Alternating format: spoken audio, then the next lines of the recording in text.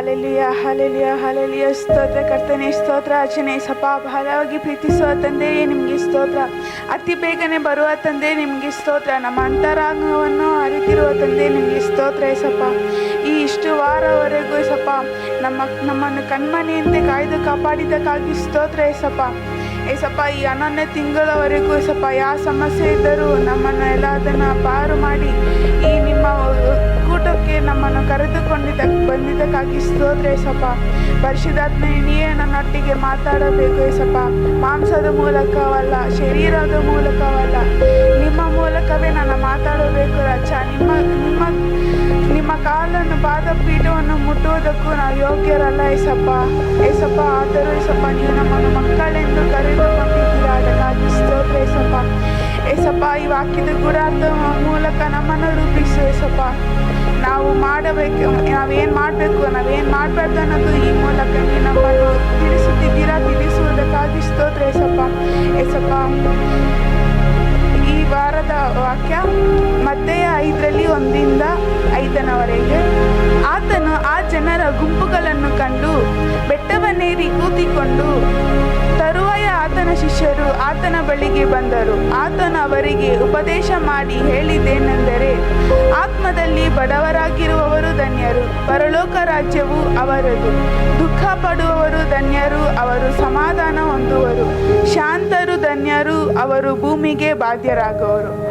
ಈ 1ನೇ ವಾಕ್ಯದಲ್ಲಿ ಏಸು ಬೋಧನೆ ಮಾಡಲು, ಪ್ರಾರ್ಥನೆ ಮಾಡಲು ಅಥವಾ ಏಕಾಂತವಾಗಿರಲು ಅನೇಕ ವೇಳೆ ಬೆಟ್ಟದ ಮೇಲೆ ಹೋಗಿರೋದನ್ನು ನಾವು ಗಮನಿಸಿದ್ದೀವಿ.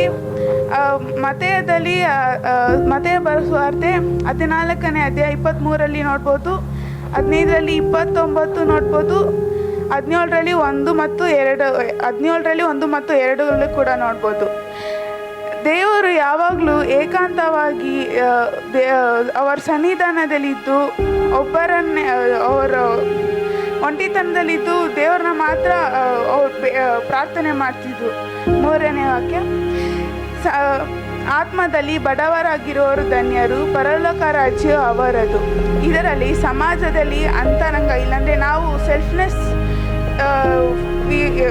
ಡಿಪ್ರೆಷನಲ್ಲೋ ಇಲ್ಲೋ ಅವ್ರು ಹಿಂಗಿದ್ದಾರೆ ಇವ್ರು ಹಿಂಗಿದ್ದಾರೆ ಇಲ್ಲ ಆ ಥರ ಈ ಥರ ಬೇರೆಯವ್ರನ್ನ ನೋಡಿ ನಾವು ಡಿಪೆಂಡ್ ಆಗಬಾರ್ದು. ದೇವ್ರು ನಮಗೇನು ಕೊಟ್ಟಿದ್ದಾರೆ ಅದನ್ನು ನಾವು ನೋಡೋಗ್ಬೇಕು. ಸಮಾಜಗಳಲ್ಲಿ ಆಂತರಿಕ ಸಾಮಾಜಿಕವಾಗಿ ಸಮಸ್ಯೆ ಜನರ ಮುಂದೆ ಬಹಳ ಕೀಳಾಗಿ ಭಾವಿಸುತ್ತಾರೆ. ಓದುವುದರಲ್ಲಿ, ಉದ್ಯೋಗದಲ್ಲಿರಬಹುದು, ಶ್ರೀಮಂತರು ಮತ್ತು ಅವರ ಆಶೀರ್ವಾದಗಳಿರಬಹುದು. ಯಾಕೆ ನಾನು ಕ್ರಿಸ್ತನಲ್ಲಿ ಬೆಳೆದಿಲ್ಲ? ಈ ಪ್ರಶ್ನೆಯನ್ನು ನಾವು ನಮ್ಮ ಸೆಲ್ಫ್ನೆಸ್ಸಲ್ಲಿ ನಾವು ಅದನ್ನು ಹೇಳ್ಕೊಬೇಕು. ನಾವು ನಿಮ್ಮ ದಾರಿಲಿ ಹೇಗಿದ್ದೀವಿ ಸ್ವಾಮಿ, ನಾವು ಹೆಂಗೆ ನಡಿಬೇಕು ಅನ್ನೋದು ನೀನು ನನಗೆ ತಿಳಿಸು. ನಾನು ನಿನಗೆ ಒಂದು ಚಿಕ್ಕ ಮಗು ಆಗಿದ್ದರೂ ಅದು ನಾವು ಇರೋದಕ್ಕೆ ಯೋಗ್ಯರು ಇಲ್ಲ ಅಂದರೂ ನೀವು ನಮ್ಮನ್ನು ಮಗು ಎಂದು ಕರೆದುಕೊಂಡಿದ್ವಿ. 4ನೇದು, ದುಃಖ ಪಡುವವರು ಧನ್ಯರು, ಅವರು ಸಮಾಧಾನ ಹೊಂದುವರು. ದುಃಖ ಪಡು, ಆದರೆ ಕ್ರಿಸ್ತನೊಂದಿಗೆ ಮಾತ್ರವೇ. ಲೋಕದಲ್ಲಿ ಇಲ್ಲ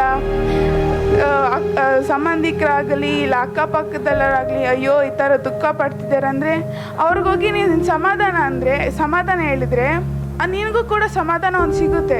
ಆದರೆ ಕ್ರಿಸ್ತನೊಟ್ಟಿಗೆ ನೀನು ಇದ್ದು ಮಾತ್ರ ಅವ್ರ ಹತ್ರ ಹೋಗಿ ಹೇಳಿದರೆ ಮಾತ್ರನೇ ಅದು ರಿಪ್ಲೈ ಆಗುತ್ತೆ, ಇಲ್ಲಾಂದರೆ ಅದಾಗಲ್ಲ. ಶಾಂತರು ಧನ್ಯರು, ಅವರು ಭೂಮಿಗೆ ಬಾಧ್ಯರಾಗುವರು. ಸಮಾಧಾನವಾಗಿರು, ಕ್ರಿಸ್ತನಲ್ಲಿರುವ ಸಮಾಧಾನವನ್ನು ಪರರಿಗೆ ಬೆಳಕಾಗಿ ಕೊಡಬೇಕು. ನಾವು ಎಲ್ಲೇ ಹೋದ್ರೂ ಯಾವ ಕಡೆ ಇದ್ರೂ ಅಲ್ಲೇನೇ ಸಮಸ್ಯೆ ಆದ್ರೂ ದೇವರೇ ನಾನು ಏನು ಮಾಡಬೇಕು ಅನ್ನೋದು ಕೇಳ್ಕೊಬೇಕು.